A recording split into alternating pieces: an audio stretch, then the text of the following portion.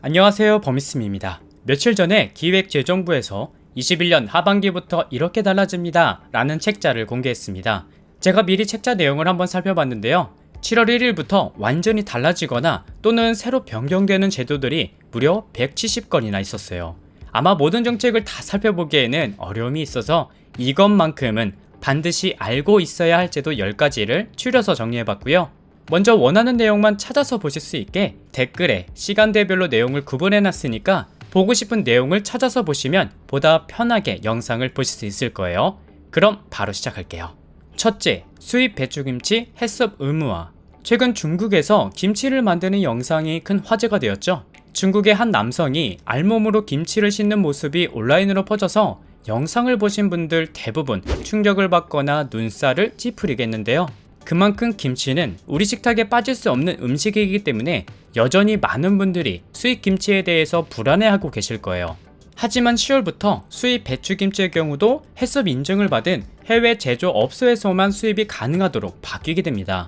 여기서 해썹이 뭐냐면 식품이 판매되기 전에 과연 이 제품이 안전하고 깨끗한지 위생관리 검증을 거치는 것을 말해요. 그래서 앞으로는 김치를 만드는 해외에서도 검증을 거친 제조시설에서 가공되어 판매되기 때문에 이제는 수입김치라도 안전하게 먹을 수 있게 된다고 하니까 앞으로 배추김치를 구입할 때 반드시 원산지와 해썹 인증 마크가 있는지 잘 확인하셔서 구입하면 좋을 것 같아요. 둘째, 지상파 중간 광고 허용. 7월 1일부터 지상파 방송에 본격적으로 중간 광고가 허용됩니다. 지상파 중간 광고가 뭐냐면 여러분들이 한 편의 TV 프로그램을 보는 도중 잠시 후 계속됩니다 라는 문구와 함께 나오는 광고가 중간 광고에 해당하는데요. 이전까지는 케이블 TV 등 유료 방송에만 중간 광고가 허용됐지만 지상파 방송에서는 금지되어 왔었어요. 그래서 지상파 방송사들은 편법을 써서 하나의 프로그램을 1부와 2부로 쪼개고 그 사이에 광고를 집어넣는 방법으로 사실상 중간 광고를 시행해 왔는데 7월 1일부터는 지상파 중간 광고가 합법화된다고 합니다. 아무래도 온라인 동영상 서비스와 1인 미디어 등과 같은 뉴 미디어의 콘텐츠가 늘어나서 지상파 방송사가 경영난을 겪자 광고에 대한 규제를 일부 완화해서 해결하겠다고 보시면 되는데요. 그래서 보시는 사진처럼 30분당 1회씩 횟수를 늘려 최대 6회까지 광고를 내보낼 수 있다고는 하지만 현재 중간 광고에 대해서 반대하는 의견들도 많습니다. 그래서 여러분들도 앞으로 TV를 보실 때 이 부분은 참고하면서 시청하면 좋을 것 같아요. 셋째, 가짜 석유 신고 포상금 지급 확대. 최근 기름값이 9주째 연속으로 상승하고 있습니다.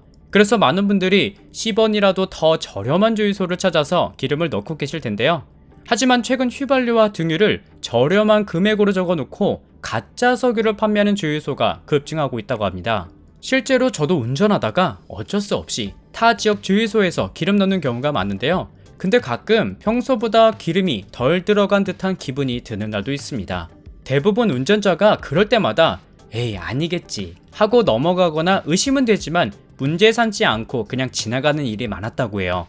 아무래도 가짜 석유를 불법으로 유통하고 있는 주유소를 상대로 증거자료 제출 등 일반인이 신고하는 과정도 복잡했기 때문에 그냥 넘어가는 분들이 많았다고 하는데요. 하지만 앞으로는 소비자의 신고에 따라 해당 업소의 불법 행위가 적발된 경우에는 10만원에서 최고 1000만원까지의 신고 포상금이 지급되고 신고 전화는 1588-5166번 또는 112번이나 국세청 126번으로 신고할 수 있다고 하니까 가짜 석유 유통 근절에 참여해 보시는 것은 어떨까 싶네요. 넷째, 투명 페트병 분리배출 제도 전국 확대. 투명 페트병을 제대로 버리지 않으면 과태료 30만원을 내야 한다는 내용은 제가 예전에도 안내해드렸는데요. 하지만 올해 12월부터는 다세대 주택이나 단독주택도 음료와 생수를 담은 페트병을 유색 페트병과 별도로 구분해 배출하지 않으면 이제 과태료 30만원을 내야 됩니다. 특히 플라스틱 줄이기 캠페인은 올해부터 많은 분들이 관심을 갖고 라벨을 분리해서 잘 배출하거나 최근 기업들도 라벨이 없는 생수병을 판매하는 등 적극적으로 참여하는 모습을 보이고 있는데요. 그럼에도 불구하고 여전히 페트병을 아무렇게나 버리거나 화장품 용기 등 재활용할 수 없는 플라스틱 병을 제조해서 판매하는 기업들이 아직 많다고 하니까 이 영상을 보시는 분들은 지금부터라도 페트병을 잘 분리 배출하셔서 억울하게 과태료 내는 일이 없도록 주의하셨으면 좋겠습니다. 다섯 번째, 소비자 24시. 요즘 물건을 구매하기 전에 네이버 블로그나 유튜브에서 후기들을 찾아보실 텐데요. 하지만 네이버 블로그나 유튜브 리뷰도 실제 경험담인지 아니면 돈을 받고 하는 광고인지 표시하지 않는 이상 구분하기 어려울 때가 있습니다. 그래서 정부가 소비자 24시라는 앱을 출시해서 여러가지 제품의 비교 정보를 확인하거나 리콜 제품, 안전정보 등 소비자 24시 앱에서 바코드로 찍어 여러분들이 직접 정보들을 확인해 볼 수 있는데요. 앱을 실행시키면 이렇게 앱 하단에 바코드 모양의 상품 검색이라고 되어 있는 부분을 누르고 화면에 바코드를 비춰보면 상품명과 제조국가, 가격 등 리콜 정보, 사업자 정보, 연락처, 소재지까지 직접 확인할 수 있으니 여러분들이 물건을 구입하실 때 궁금하거나 의심이 가는 제품이 있다면 소비자 24시 앱을 활용해서 미리 확인해 보는 것도 좋은 습관이 될 것 같습니다. 여섯 번째, 어린이 보호구역 내 모든 차량 주정차 금지. 지난 5월 11일부터 어린이 보호구역 안에서 주정차 위반을 하면 과태료 최대 13만원을 내도록 변경되었는데요. 하지만 여전히 등하교 시간에 이렇게 비상등을 켜놓은 상태로 차를 세워놓는 분들이 많았습니다. 그래서 10월 21일부터는 어린이 교통사고 예방을 위해 어린이 보호구역 내에서 모든 차의 주정차가 일절 금지되는데요. 잠시 비상등을 켰다고 해도 모두 위반 행위로 단속되니까 조심하셔야 됩니다. 그리고 어린이가 통학용 차량에 승하차 하기 위한 경우는 허용한 곳에서만 예외적으로 주정차가 가능하지만 어린이 승하차 안전표지가 설치된 장소라고 해도 안전표지에서 정하는 주정차, 시간, 방법, 차의 종류를 지키지 않으면 주정차 금지 위반에 해당하고 과태료를 부과한다고 하니까 어떤 이유가 되었든 개인 차량으로는 어린이 보호구역에서 주정차할 수 없다는 점 참고해주세요. 일곱 번째, 특수형태 근로종사자 고용보험 시행. 7월 1일부터 특수형태 근로종사자도 고용보험에 가입이 가능해집니다.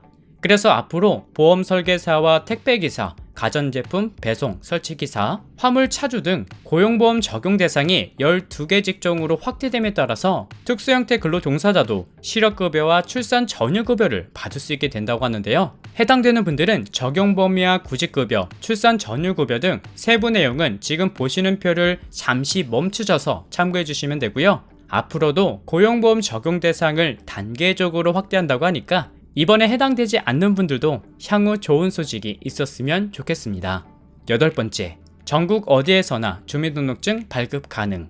대한민국 국민이라면 반드시 발급받아야 하는 주민등록증. 하지만 지금까지는 전입신고나 주민등록증 발급 업무의 경우 현재 거주하고 있는 주소지의 주민센터에서만 발급받을 수 있었기 때문에 직장 근처나 학교 근처 등 가까운 주민센터가 있음에도 불구하고 행정 업무를 볼 수 없는 불편함이 계속되었습니다. 하지만 12월부터는 전국 어디에서나 가까운 읍면동을 방문하면 신규 주민등록증을 신청할 수 있게 변경되고, 여기서 추가로 말씀드리면 현재 주민등록증을 재발급받을 경우 5,000원의 수수료를 내야 되지만 2006년 11월 이전에 발급한 경우에는 주민등록증을 무료로 재발급받을 수 있다고 해요. 물론 주민등록증에 들어갈 사진이 필요하지만 그래도 보완이 필요하거나 오래된 민증을 가지고 계신 분들은 이번 기회에 새로 발급받아 보시는 것은 어떨까 싶습니다. 아홉 번째, 법정 최고금리 인하.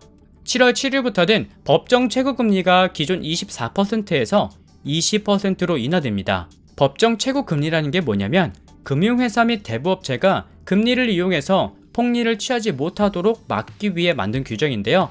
예를 들어 100만원을 빌렸을 때 기존에는 연 24만원을 이자로 부담했다면 이제는 20만원만 부담하도록 최고금리를 제한하는 거예요. 그래서 이번 조치는 금융회사 대출뿐만 아니라 10만원 이상의 개인 간 거래 시에도 적용되는데요. 이렇게 되면 저축은행, 카드 및 캐피탈사, 대부업체 등을 통해 20% 초과금리를 이용하는 사람 약 239만 명이 연간 4,830억 원의 이자 경감 효과를 나타낼 것으로 기대한다고 하니까 그동안 고금리로 경제적 부담이 높았던 분들에게는 좋은 소식일 것 같아요. 네, 오늘은 이렇게 21년 하반기부터 알고 있으면 도움이 되는 복지 정보들을 추려서 말씀드려봤는데요.